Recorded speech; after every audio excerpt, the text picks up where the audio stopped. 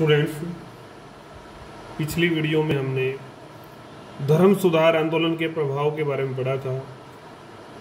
उसी को आज आगे बढ़ाते हुए हम लेसन 3 की वीडियो संख्या 7 में भी उसी के बिंदु को पढ़ेंगे। थोड़ा बड़ा प्रश्न है, महत्वपूर्ण प्रश्न है, तो इसको थोड़ा ध्यान से करें आप। राष्ट्रवाद का विकास कैसे जो है धर्म सुधार आंदोलन ने राष्ट्रवाद के विकास में बड़ी भूमिका निभाई, इसको आज हम समझेंगे। हमने पिछला जो बिंदु पढ़ा था वो था कि राष्ट्रीय राज्यों की शक्ति में वृद्धि। तो शक्ति में जब वृद्धि हुई तो उससे जो है राष्ट्रवाद का विकास भी हुआ। कैसे? जर्मनी में तो ठीक है कि पहले से ही जो है राष्ट्रीयता की भावना विद्यमान थी, लेकिन उसको लूथर का जो आह्वान था, लूथर का जो आंदोलन था, उसने उसको खूब भुनाया और जो बाइबल का जो अनुवाद हुआ उससे भी लोगों में बड़ा एक उत्साह संचार जो है राष्ट्रीयता का हुआ, अपनी भाषा के प्रति भी हुआ। कुछ हालांकि एक जगह जो है इस बात को मानने में थोड़ी सी परेशानी होती है कि ऑस्ट्रिया का जो शासक था चार्ल्स पंचम, वो जो है कैथोलिक धर्म से संबंध रखता था और वो प्रोटेस्टेंट के खिलाफ था, तो उसने इस काम में विरोध प्रकट किया था। तो इसके कारण से जो जर्मनी राष्ट्र जो है वो कैथोलिक और प्रोटेस्टेंट में बट गया था, बंटवारा हो गया, 2 राजनीतिक खेमे बन गए थे। लेकिन जो अन्य जो देश थे, अगर हम अन्य देशों की बात करें तो उसमें स्कॉटलैंड, स्कॉटलैंड था, हॉलैंड था, इनकी जो पहचान थी, राजनीतिक पहचान जो बनी, वो प्रोटेस्टेंट के कारण से ही विशेष रूप से बनी। इनका जो धर्म था उसके कारण से इनको राष्ट्रीय एक पहचान, अलग पहचान जो है वो मिल पाई। इंग्लैंड में भी हालांकि राष्ट्रीयता की भावना पहले से थी, आंदोलनों के कारण से, युद्धों के कारण से, लेकिन जो एलिजाबेथ थी, एलिजाबेथ के बारे में हमने पढ़ा था, उसके काल में इंग्लैंड को जो है इस धर्म सुधार आंदोलन के कारण से राजनीतिक, सामाजिक जो विकास की, सांस्कृतिक, आर्थिक जो विकास था, उसकी बुलंदी को जो है इंग्लैंड छू पाया, जिसके कारण से जो 17वीं शताब्दी में फिर बाद में जो आंग्ल क्रांति हुई, शानदार क्रांति हुई, उसका ये बेस था। कुल मिलाकर जो है इस राष्ट्रीयता की भावना के विकास में इन धर्म सुधार आंदोलनों ने अपनी भूमिका निभाई। निरंकुश राज्यों का उदय, जो पिछले 2 पॉइंट हमने पढ़े, राष्ट्रवाद का विकास और राष्ट्रीय राज्यों की शक्ति में वृद्धि, उससे ही जुड़ा हुआ ये बिंदु है। हम पहले भी पढ़ चुके हैं कि जो सारे अधिकार थे वो चर्च और पोप के पास थे। तो चर्च और पोप अपने अधिकारों को जब उनसे जो है धर्म सुधार आंदोलनों के कारण से शासकों में और जनता में जब जागृति आई, तो उस जनता के सहयोग से शासकों ने जो है अपनी शक्तियों को बढ़ा लिया और चर्च की संपत्ति पर अधिकार किया। क्योंकि इन धर्म सुधार जो आंदोलनकारी थे उन लोगों ने ये प्रश्न चिन्ह उठाया था कि भाई आप जो है चर्च की संपत्ति की जो है उसका अधिकार जो है राज्य का होना चाहिए, सरकारी भूमि होनी चाहिए। इससे पोप की सर्वोच्चता जो है समाप्त हुई और राजाओं की जो शक्ति में वृद्धि हुई। इंग्लैंड, डेनमार्क तो पूरी तरह से जो है पोप की शक्तियों का प्रयोग ही करने लग गए थे। उन्होंने अपने आप को पोप के या चर्च के जो प्रभाव से जो है पूरी तरह से मुक्त कर लिया था। इन राज्यों में जो है प्रोटेस्टेंटों के प्रभाव से जो है इन लोगों ने न केवल जो है राष्ट्रीय चर्च की स्थापना की, राष्ट्रीय चर्चों की स्थापना तो हुई ही, साथ में इन्होंने जो पादरी थे, बिशप थे, उनकी जो नियुक्ति भी है वो भी स्वयं करनी शुरू कर दी इन शासकों ने। इस सारे से पोप की दुर्बलता जो है साबित हुई और आगामी जो 2 शताब्दी थी उनमें जो है निरंकुशता का जो है बोलबाला, जो है शासकों का जो बोलबाला है वो रहा। तो इस प्रकार धर्म सुधार आंदोलनों ने निरंकुश राज्यों के उदय में, उत्थान में योगदान दिया। अब उपनिवेशवाद को कैसे बढ़ावा जो है इसने दिया, इसकी बात करेंगे। तो धर्म का जो प्रसार था दोनों ही गुट जो है ज़्यादा करना चाहते थे, अपने धर्म को ज़्यादा प्रचलित बनाना चाहते थे। तो इनके जो प्रचारक थे वो विभिन्न देशों में भी गए, विभिन्न देशों में वो गए प्रचार करने। जैसुइट जो लोग थे वो चीन, जापान, भारत में आए, चीन, जापान, भारत में आए, उनके प्रचारक पहुँचे, वहाँ शिक्षा संस्थाएं खोली गई, लोगों को लालच देकर अन्य अन्य तरीकों से जो प्रेरित किया गया कि आप जो है धर्म परिवर्तन करें, और वहाँ पर बड़ी संख्या में एक धर्म परिवर्तन का काम जो है चला। प्रोटेस्टेंट धर्म प्रचारक भी गए। इस दौरान जो पुर्तगाल था, स्पेन था, इंग्लैंड था, इन लोगों ने धर्म प्रचारकों के माध्यम इनका सहयोग भी किया और उनका सहयोग लिया भी। इन सब देशों ने इस सारे से एक दूसरे का सहयोग लेकर देकर जो है उपनिवेशों की स्थापना जो है की, बस्तियां बना दी। वहाँ पर व्यापार से शोषण तो होता ही था, धार्मिक शोषण भी जो है वहाँ पर किया गया।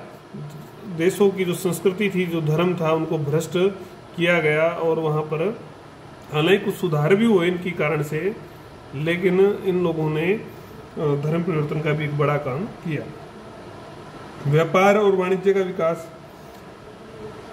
जब तक धर्म सुधार आंदोलन नहीं चले थे और यूरोप में जो पुनर्जागरण से जो तर्कवाद और भौतिकतावाद नहीं आया था, तब तक धन को उधार देना, ब्याज लेना जो है अच्छा नहीं समझा जाता था, उसको गलत माना जाता था, अपराध माना जाता था। लेकिन जैसे ही पुनर्जागरण आया, भौतिकता बढ़ी, भौतिकता के विचार बढ़े और साथ में धर्म सुधार आंदोलनों का जो प्रभाव पड़ा, तो इस विचार को त्याग दिया गया। अब लोग, काल्विन ने भी यही कहा था कि धन कमाने के लिए आप पूंजी लगाएं और व्यापार वाणिज्य करें, और ब्याज पर जो है आप धन उधार दे, जो ब्याज लेना है वो जायज़ है। इसके बाद इन विचारों का जो है व्यापारियों के जीवन पर, उद्योगपतियों के जीवन पर गहरा प्रभाव पड़ा। तो व्यापारियों ने पूंजी लगानी जो है वो शुरू कर दी, पूंजी का जो है पूंजी लगाई काफ़ी सारी, और इसका परिणाम ये था कि शासकों ने भी इन उद्योगपतियों को, व्यापारियों को जो है संरक्षण दिया। इस संरक्षण से, इस विचार परिवर्तन से जो है काफ़ी बहुत विकास जो है यूरोप में हुआ। अब बात थी कि जो तैयार माल होगा, ज़्यादा संख्या में हो रहा था, तैयार माल को बेचने के लिए क्या चीज़ है? बाजार। बाजारों उपलब्ध करने के लिए जो है उपनिवेश स्थापित किए गए थे। उपनिवेशिक होड़ मची थी जिसमें हम भी जो है फंसे थे। हम भी इंग्लैंड के उपनिवेश हुए थे भारतवासी।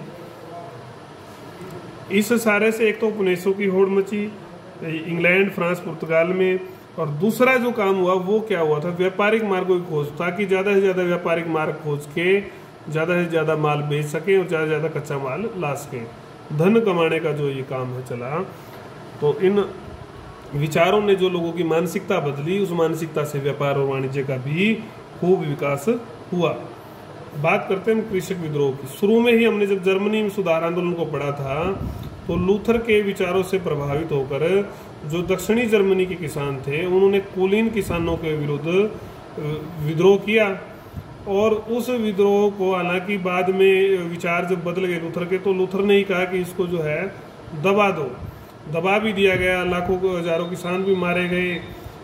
लेकिन आंदोलन ने एक पृष्ठभूमि जो है ना बनाई, तो इसी के विचारों से, इनके विचारों से ही पृष्ठभूमि आंदोलन की बनी थी। इसका हालांकि कुछ लोग जो है इस आंदोलन के कारण से कैथोलिक बन गए थे या प्रोटेस्टेंट के विरुद्ध में हो गए थे ज़्यादा। लेकिन इसके दूसरे पहलू भी हैं कि शासकों ने जो है कई धार्मिक कर जो है कम कर दिए, ठीक है, और या फिर कुछ शासकों ने, ये अच्छे परिणाम हैं, बुरे परिणामों में अगर हम बात करें तो कई अन्य कर लगा दिए गए, कई अन्य कर लगा भी दिए गए। जब शासकों ने जो अन्य कर लगाए और धर्म के कारण से धार्मिक कर भी लगाए गए कई जगह पर, तो ये जो कृषक थे, इनमें जब जो जागृति आएगी इन आंदोलनों के परिणाम स्वरूप से, तो इन्होंने आंदोलन करने का मन बनाया, आंदोलन किए भी गए, क्योंकि किसानों की जो स्थिति थी वो काफ़ी दयनीय थी। राष्ट्रीय चर्चों की स्थापना। हम बार बार अब तक जितने भी देशों के बारे में पढ़ के आए हैं कि वहाँ धर्म सुधार आंदोलन हुआ, वहाँ पर हुआ, चाहे लूथर थे, चाहे काल्विन थे, चाहे ज्विंगली थे, सब के विचारों के जो एक परिणाम था, उसके कारण से प्रोटेस्टेंट का जो धर्म प्रचार था वो जोरों से हुआ। उस जोरों के प्रचार से फ्रांस में जो है फ्रांस में फ्रेंच जो चर्च थी, इंग्लैंड में एंग्लिकन, और आपके स्पेन में जो है स्पेनिया जो चर्च थी, अलग अलग जगह पर स्वीडिश, हॉलैंड में डच चर्च थी, सब जगह अलग अलग, जर्मनी में जो है राष्ट्रीय चर्च थी, सब जगह अलग अलग नाम रखकर जो है राष्ट्रीय चर्चों की स्थापना हुई। इन चर्चों की जो स्थापना हुई तो इससे राष्ट्रीयता की भावना भी बनी, क्योंकि जिन देशों में एक ही चर्च थी, जिन देशों में एक ही धर्म की चर्च थी, एक ही मत की चर्च थी, तो वो लोग एकता से और विशेष निष्ठा से जो है लड़ते थे। राष्ट्र के प्रति, चर्च के प्रति जो निष्ठा थी, राष्ट्रीय चर्च थी तो उस निष्ठा से वो लड़ते, तो उससे राष्ट्रीयता की भावना स्थापित हुई। जैसे कि स्पेन तथा इंग्लैंड के बीच जब युद्ध हुआ तो ऐसा हुआ, लेकिन जिन देशों में एक नहीं थी वहाँ पर राष्ट्रीयता की जो भावना है उसका अभाव हमें देखने को मिला। कुल मिलाकर राष्ट्रीय चर्चों की स्थापना हुई, नए संगठन बने, और उन नए संगठनों का जो बनने का जो कारण था वो था लोगों के विचारों में जो धर्म सुधार आंदोलनों से परिवर्तन आया। विचारों में क्या आया? परिवर्तन। अब हम बात करेंगे कि पूंजीवाद का विकास भी हुआ इससे। पूंजीवाद का विकास, अभी हमने पढ़ा था कि उद्योग और वाणिज्य का विकास हुआ, क्योंकि पहले जो लोग मानते थे कि धन जो है ब्याज पर देना वो गलत है, अपराध है, लेकिन जब प्रोटेस्टेंट आए, प्रोटेस्टेंट का विचार जो है हावी हुआ समाज के ऊपर, तो हावी होने पर जो है काफ़ी बल जो है इस पूंजीवाद को बल इन्होंने दिया। कैसे दिया वो, उसके बारे में मैक्स वेबर क्या कहते हैं कि जो प्रोटेस्टेंट था वो नीति शास्त्र ही था, नियमावली थी जिसने पूंजीवाद को बढ़ावा दिया, नियम बनाए। चर्च की संपत्ति पर अधिकार हो गया। अब चर्च की जो संपत्ति पर अधिकार राजाओं का हो गया तो उनके पास पैसा हो गया। पैसा होने पर उन्होंने स्वयं भी जो है व्यापार वाणिज्य को शासकों ने प्रोत्साहन दिया व्यापार वाणिज्य को। तो उस व्यापार वाणिज्य को जब प्रोत्साहन देंगे तो पूंजीवाद जो है बढ़ेगा, पूंजीवाद को प्रोत्साहन मिलेगा।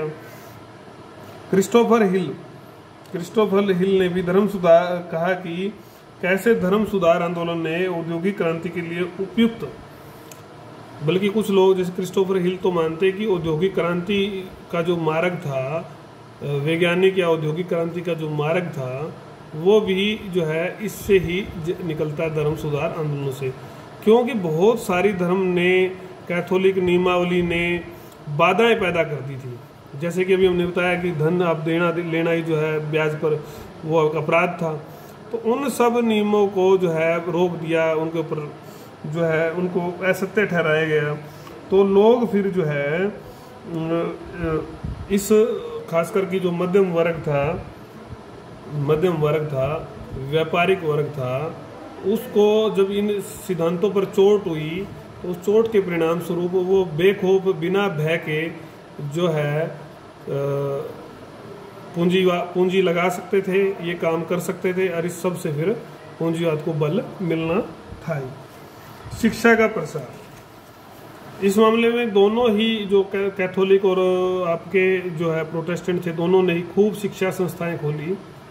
उन शिक्षा संस्थाओं का उद्देश्य जो ये था, कैथोलिक की बात करें तो कैथोलिक का उद्देश्य था कि भाई हम अपने जो शिक्षाएं हैं, अपने जो नियम हैं वो लोगों तक पहुंचाएं कि हमारा धर्म जो है कैसे जो है उसमें रुचि उत्पन्न हो, और कैसे शिक्षा संस्थाओं के माध्यम से हम लोगों को अपना अनुयायी बनाएं। धर्म सिद्धांतों की उन्होंने पुनः व्याख्या की। कैथोलिकों ने खूब जो है काम इस क्षेत्र में किया। यहाँ भारत में भी उन्होंने शिक्षा संस्थाएं खोली थी। और उनके माध्यम से जेसुइट जो लोग थे एशिया में काफ़ी शिक्षा संस्थाएं खोली और यहाँ पर काफ़ी लोग अनुयायी बने। इसी तरह जॉन नोक्स ने, अगर जॉन नोक्स की बात करें, हमने पढ़ा था, तो इन्होंने कहा कि गांव में जो है प्राइमरी स्कूल होने चाहिए, ग्राम में प्राइमरी, शहरों में जो है ग्रामर स्कूल, और जो बड़े नगर हैं उनमें जो है यूनिवर्सिटीज़ खुलनी चाहिए, विश्वविद्यालय बनने चाहिए, ये इनकी सोच थी। जर्मनी के जो शासक थे और जो जर्मनी के शासक थे, लूथर था, तो उनने, और वहाँ की जो चर्च थी, उन सब का ही ये मत था कि जो है ज़्यादा से ज़्यादा शिक्षा संस्थाएं खोली जाए और वहाँ पर इनके मत का प्रचार किया जाए।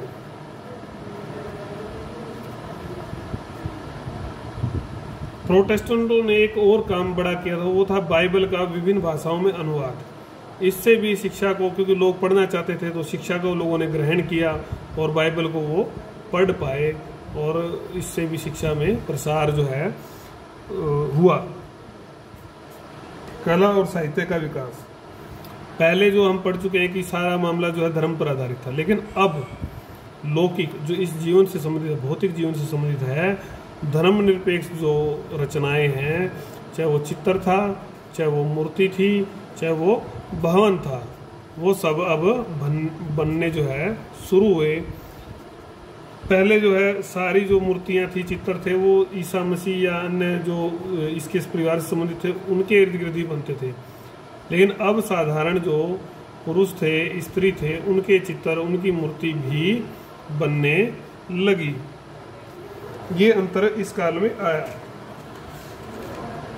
और पुराने जो ग्रंथ, अगर साहित्य की बात करें तो पुराने ग्रंथों का अनुवाद भी हुआ और देसी भाषाओं में अनुवाद हुआ, इससे देसी भाषाओं का विकास हुआ। बाइबल के बारे में हमने पढ़ा ही था कि जर्मन में जो अनुवाद हुआ था। इस सारे से जनसाधारण में जो है चीज़ें लोकप्रिय हुई। जब जनसाधारण में कोई चीज़ आती है, लोकप्रिय होती है, तो उससे जो है समाज का ज़्यादा विकास होता है। क्षेत्रीय साहित्य का विकास भी इस सारे से हुआ। अगर हम अब बात करें कंक्लूजन की, तो ये जितने परिवर्तन हुए, ये हमने इतने परिवर्तन पढ़े, ये साहित्य का विकास हुआ, राष्ट्रीय चर्चों की स्थापना हुई, शिक्षा का प्रसार हुआ, व्यापार का प्रसार हुआ, व्यापार फैला, ठीक है, लोगों की समझ बढ़ी मानवतावादी की, ठीक है, झगड़े भी बढ़े, कुछ नेगेटिव इम्पैक्ट भी थे। लेकिन इन सारे से जो चर्च की जो बुराइयां थी वो उजागर हुई।